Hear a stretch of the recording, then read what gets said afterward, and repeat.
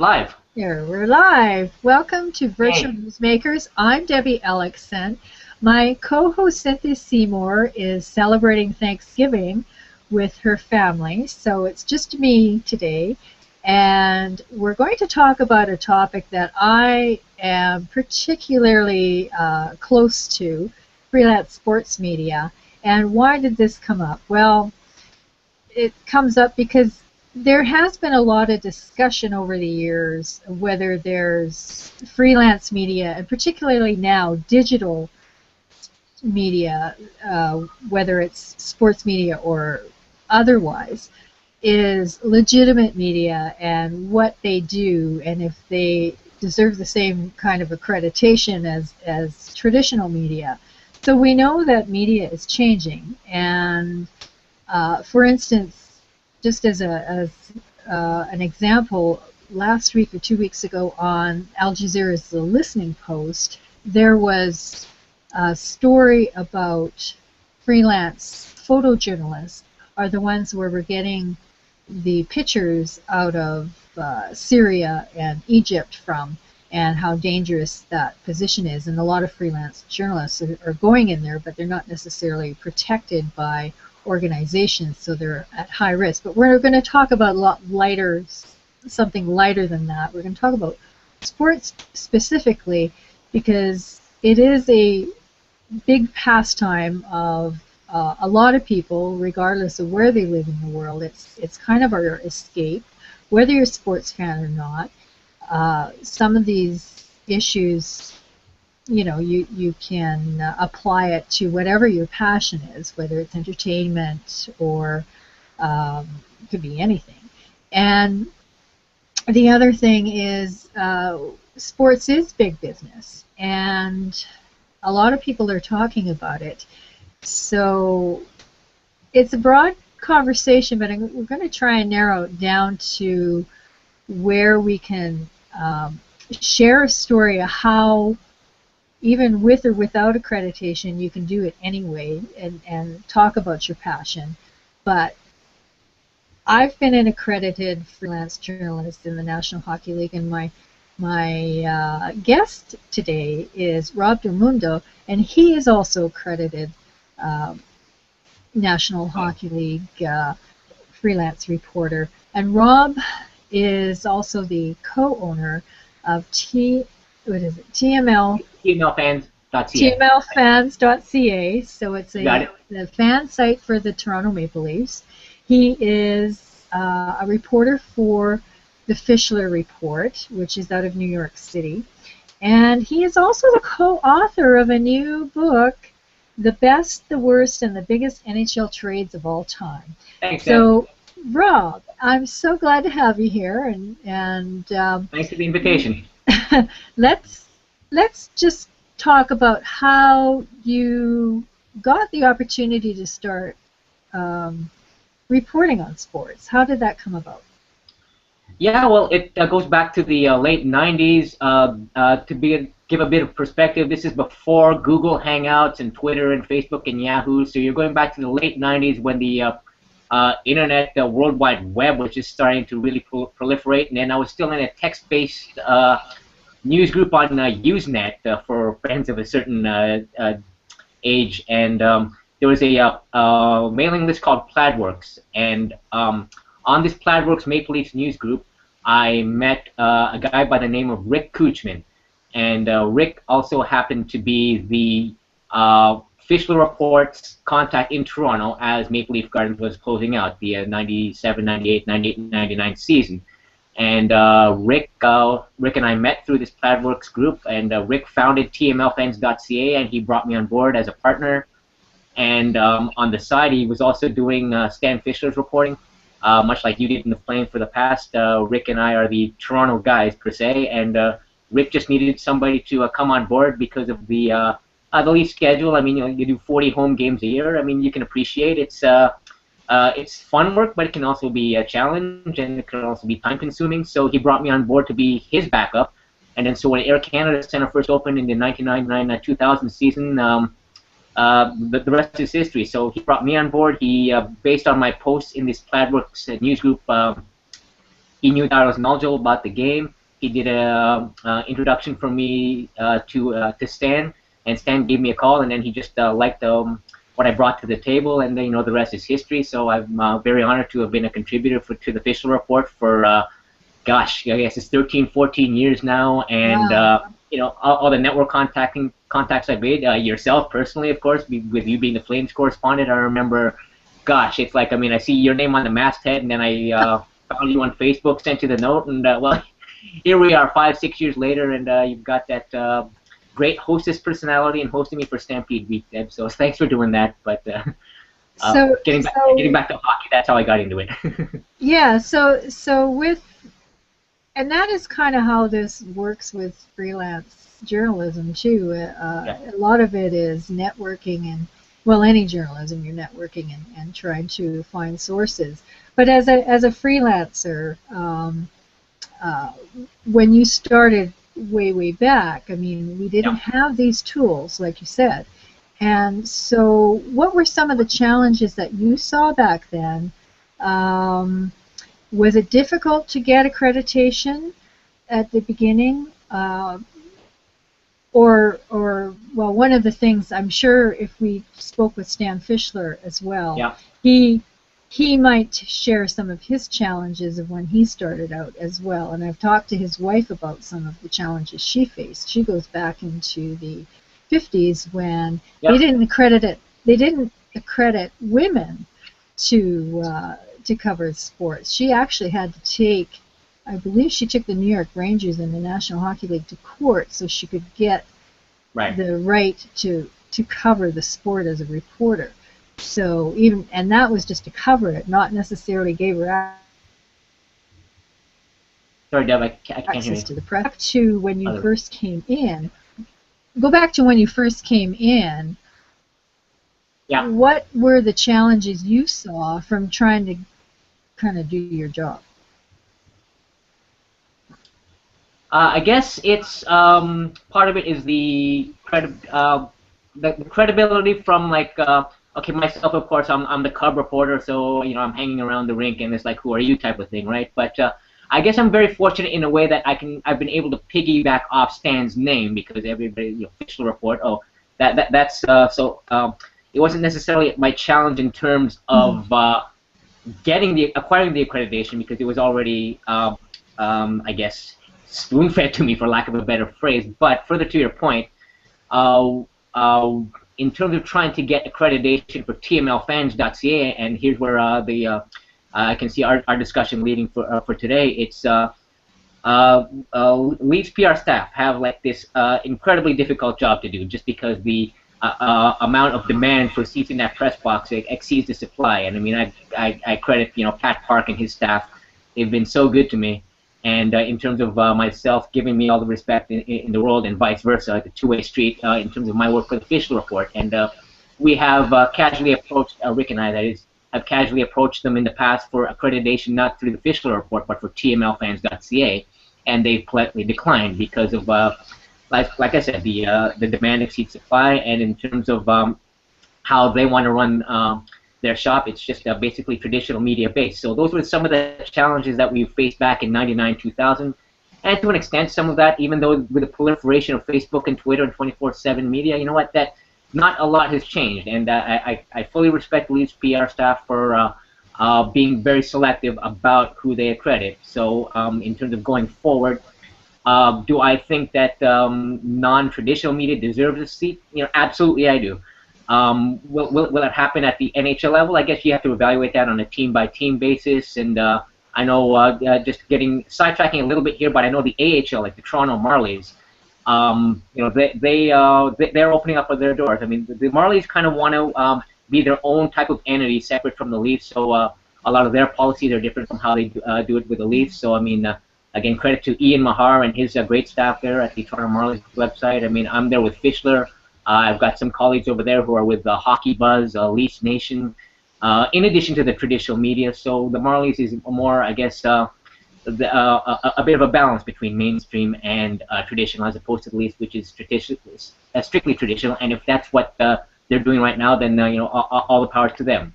So Well, you hit on something that probably is a big thing about sports accreditation, is depending on the size of the center that you're coming from and how big the team is in that center. Everybody and their Yeah. dog wants to cover sports Yeah. media. So yes, absolutely, the PR staff have to prioritize who gets to come in. So in some of the other teams where the coverage may not be that wide or there might not be that much media, the chances are probably better. But even so, Absolutely. let's steer away from the accreditation part of it. And while it's great to have, if you didn't have the Fischler uh, banner to get accredited, you've still got this great website. You've got a huge following, Yeah. so you're still talking about the team, and you've got people, sharing about the team, and so with the opportunities that are today, Yeah. the sky is the limit. I mean, there's a couple of people in Google Plus who have great followings and have a wonderful show. I'll give a shout out to Brooke Brown, who has Sports Chat TV, and she broadcasts on Wednesdays. And she's created a wonderful following. She talks more about just about any sport, not just NHL.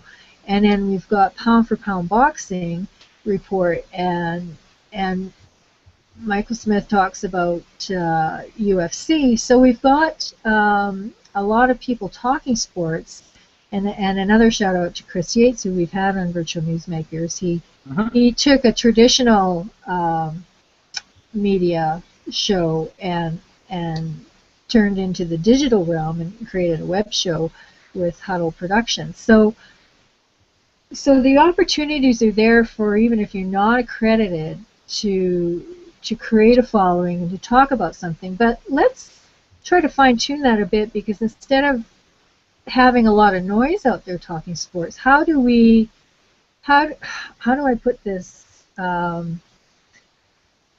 Because media is changing, and we've got a lot of people who love sports and want to talk about it. How did you create your following on the Leaf site? How did you get that I guess legitimacy in getting people to want to follow you?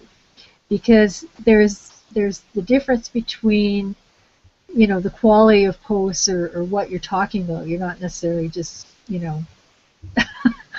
Yeah. trash talk. I'm trying to be delicate here, but Yeah. Go ahead. put it in a way to help people who might want to create their own website and their own sports site. Say they love the San Francisco 49ers and they want to create a fan site there. And we see tons of sites coming up from the NFL. So what did you do with TML fans that created your following, and what are you still doing? What do you hope to plan for the future? Where do you want to see it go? Yep. So I'll answer it a couple of ways. There's two very important facets to answer your question. The first one is be thorough and know what you're talking about, and that doesn't necessarily apply to sports or a specific sport. That's anything. If you want to do underwater basket weaving, then you better be the best underwater basket weaver, or at least be thorough enough to know your topic, because especially with the abundance of experts that we see now we're connected to, and that we tweet and we follow, it sort of polices itself in a way such that if you don't know what you're talking about, people are just going to pick it up like that. So between Rick and myself, like I said, Rick handpicked me from that list of people posting on that Plaidworks mailing list back in 1997, 98 only, and he saw that I researched my stuff thoroughly. He knew what I was talking about. So Rick's there. I mean, I need a backup to write for Stan for the Stan Fischler Report. About maybe 10 or 20 guys were interested, but he specifically handpicked me, and that was just on the nature of my postings that I would do. So it comes out. It's just even pay attention to the small details. I mean, if you're in a chat room or whatever, I mean,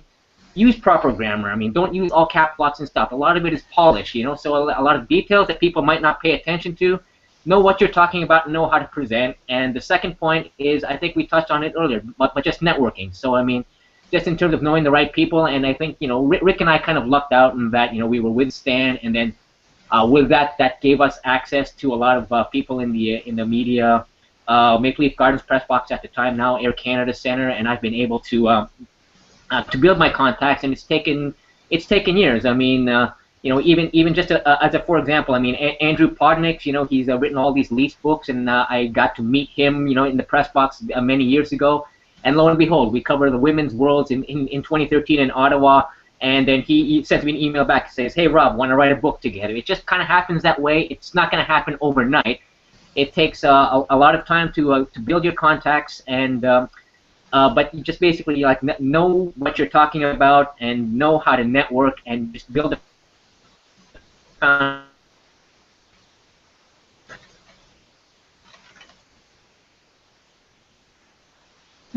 starting out in any vocation to go about doing it. Yeah, yeah. And the networking aspect is certainly an important component.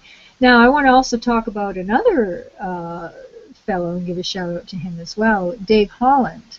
And Dave Holland is a huge World Cup hockey fan or World Championship fan, and he's tried to go to just about every World Championship every year wherever it's played, and he had such a passion for the World Championship that he decided to write a book from kind of documenting all the teams, you know, every year of the World Championships in Team Canada, and so he did that in his book Canada on Ice.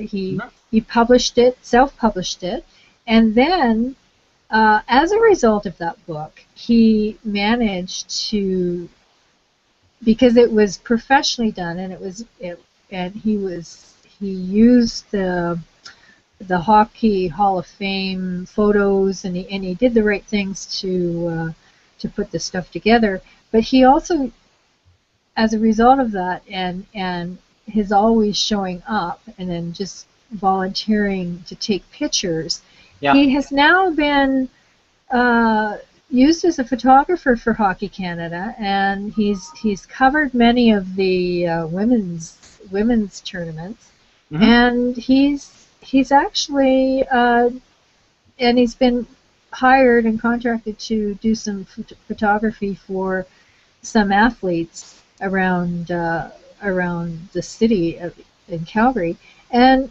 so it's just taking from a fan, turning it into a book, and then turning it into kind of a career. So these are just examples of the cool things that you can do. So tell me a couple of good stories, you know, that kind of from your own perspective, that besides the book that you created with Andrew, tell a couple of stories that just kind of make this whole thing worthwhile, because it can be difficult to keep knocking those doors down.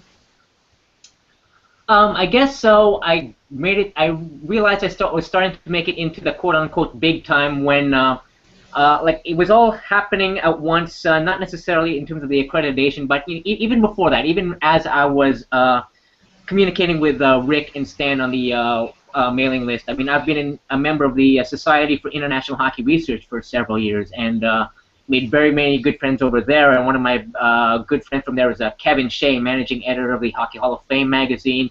He writes a Stanley Cup Journal every year. He's written about 5 or 6 books. So I'll get a plug-in for Kevin's book, a Bill Barocco book, and he's got the Crossing the Line, Derek Sanderson book.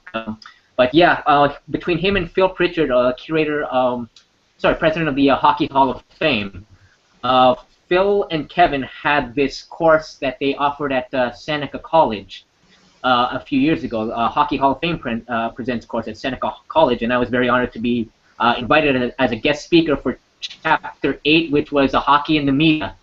And then so as they were doing the panel, they had some guests like myself, Christine Simpson, Mark Hebscher, Alan Adams. We were all on his panel to talk about hockey in the media. And then Phil says, "Can you please, any of you, tell one story of an interview that may have not gone so well?" So here's me and my cub reporter here. This is the story that I shared with several people at Seneca College, that I've shared with so many people, and I think you know where this is going. But oh my gosh, it's like here's the Detroit Red Wings coming into the to the Air Canada Center in 1999 for their only visit for the year. And it's like, my gosh, it's like I'm standing next to Yzerman. It's like one of my all-time favorite players, and it's like, I just want to be able to ask Steve a question. So here I am thinking about my questions to ask, and it's like, oh, he's pursuing his 600th goal. And he didn't get one that night against the Leafs. He was stuck at 598 or 599. And then I'm just waiting to jump into this mini scrum. It was like, usually Yzerman is just scrummed by, 10 or 20 guys. Here there's only 3 guys. It's like, oh, cool, I can actually get in there. And I don't want to waste anybody's time. I just want to be able to say, hey, I've talked to the great Steve Yzerman. And it's like, and it was just the phrasing of my question. It's just, I used the wrong word in the wrong place. It's like, Steve, can you talk about pursuing your 600th goal? Can you talk about chasing your 600th goal? I could have used pursuing, chasing, going after, any of them. It comes up, Steve, can you talk about scoring your 600th goal? And he looks at me like I'm from outer space and says, well, I haven't scored it yet, so I can't really talk about it, can I? I'm just there, yeah, and it was just, you know what? I did nothing else except put my head between the cheeks of my ass and hightail it out of the Red Wings dressing room as quickly as possible. But so you take the bad with the good type of thing, right? It's like, I'm walking from Union Station back to my car. I'm so pissed off. A TSN reporter comes up to me and says, buddy, don't worry about it. I saw it. It's like, it happens to the best of us, right? But so yeah, that's one story I like to share. But just in terms of having the passion, the networking, I'm very fortunate to have met several people along the way. Some of the brightest minds in the business, again, Society for International Hockey Research, great organization. Kevin Shea, Andrew Podnick, Paul Patsku, Paul Bruno, just a bunch of great guys. I could go on. There's not enough time in this podcast for me to credit everybody, but that's one story I like to share.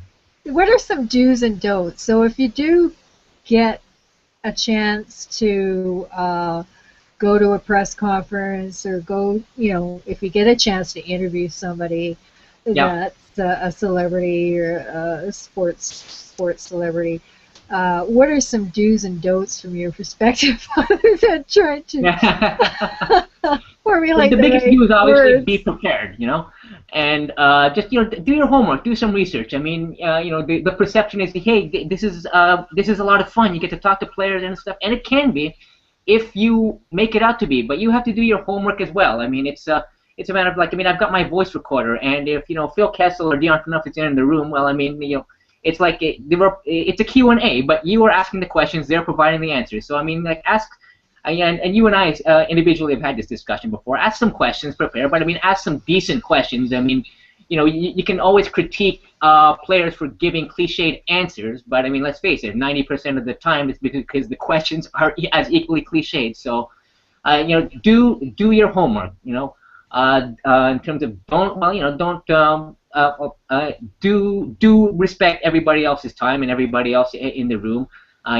Don't ask a question if it's already been asked, or you can always if you're coming to a scrum late, for example, and you have an inkling that the question's already been asked, well, don't if it's me and if it's 20 other reporters out there, I'm not gonna chance it and ask the same question again.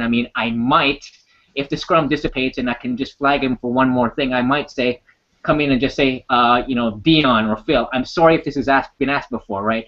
But can you just expand on whatever? It seems like a small thing to do, but it shows that you respect the other player's time and that maybe you got to the scrum a little bit late, type of thing. But remember, they're not on your time; you're on their time. So it's even if you're coming into the scrum late, and even if it's circumstances beyond your control, it's not your fault. He's got to go. He's got to go. So if there's 20 other reporters in the room, and hopefully you've made friends along the way, just pull another reporter aside and say, hey, rather than approach the player, say, hey, Zorro or whoever it is, just Zorro, I just Mark Zwolinski, Toronto Star. I'm just throwing nicknames there. Mark, what did Phil say? Can I just get that quote from you, type of thing, right? So it's just a matter of do be respectful and do be conscientious of everybody else's time. And don't be a fan. Oh my gosh, I have to expand on this point for just a little bit. That's true. Because I've covered like some events where guys are there with their autograph binders, and it's like that is just so embarrassing. And it's like here's the rule of thumb. I mean, okay, you know what? There's two ways to enter a building. That's either as a fan, where you purchase a ticket, or as an accredited media member where you have a press pass. You can have a ticket or you can have a press pass. You can't have both. So if you're there and if you're doing work, you're there to work. So get in, get what you need, get out. You know, and it's just like, I mean, I know these are our idols and we all love the game, but it's just don't get starstruck type of thing, right? And if you want to cheer, if you want to wave pom-poms, whatever, well, the press box isn't the place for you. Just buy a ticket, you know, and be there and cheer along with the rest of your fans. And for goodness sakes, put the autograph book away, because that's just so embarrassing. I'll share that story. I'm not going to call this gentleman out publicly, but I'm going to send an email to a mutual friend of ours, and you'll see where I'm going with this. So. Yeah, I hear you. So we wrap up our show with a challenge of the week. And what is a challenge that you could give viewers, whether they're sports fans or not, this week, this Thanksgiving week, to start to, you know, that will help improve their communication skills or help with their dream of sports reporting, anything? I would say just don't expect to start at the top. I mean, the way Rick and I did it, we lucked out into it just because there was an opening for Stan Fischler. And the story that I tell anybody, because I've been asked that question so many times, hey Robbie, I want to get into it. How do I start out? Rick and I basically, we won the lottery. What can I tell you? I mean, we're starting out as the Leafs, or with the Leafs, pardon me. But if you're just starting from scratch and you want to get into it, well, don't expect to start at the NHL level. You know, just cover some high school sports. You know, cover things that you might not even think that you would have covered before. Like maybe you have not ever seen a swimming meet. I'm just throwing that as an example. But maybe you want to do hockey. Well, you mean hockey's taken by everybody and his dog in Canada, especially. Well, go ahead and cover swimming and be the best darn swimming reporter, you know, that you can be. And I mentioned a mutual friend earlier, Debbie, so let's just, Kristen, how are you? I'm going to send her an email type of thing. But I know Kristen is looking for stories for the CWHL website. So if you like hockey, hey, go out and see a women's hockey game, and I can give you Kristen's information if you want to volunteer to write CWHL stories, because I know they're looking for people. So it's a matter of, it might not necessarily be what you envision as the be-all, end-all, which is, of course, not for many people, the NHL or the big pro team or whatever. You know, start with high school, start out with your college sports and whatnot, and go from there. The world's your oyster, but you know, it's not going to happen necessarily overnight. And you know, thanks for the props with the book, Deb. But I mean, I've been a accredited reporter for 13, 14 years before this opportunity came to me to get my first book out there. So, I mean, even a guy like me is still waiting. A guy like me is still learning. And that's the other thing. Just never stop learning. Just be humble enough to know that you're never going to know everything. I certainly don't know everything, so just keep learning, keep networking, and have a passion for what you do, and the rest takes care of itself. Awesome. So Rob, what's the best way for somebody to get a hold of you? Yep, you can find me on Twitter. I'm at TMLFansRob. You can send me an email to the TML Fans site. That's tmlfans@gmail.com. You know, look for me on Facebook or whatnot, Twitter. I'm constantly on social media, as is yourself, Deb, and I look forward to hearing from anybody. I'm ready, willing, and able to talk to anybody who's interested. That's terrific. Well, thank you, Rob. I'm so glad to have you on the show today.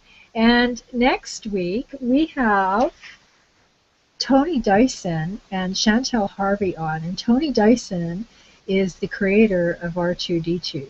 So Cynthia will be back next week, and we'll look forward to seeing you then. Bye.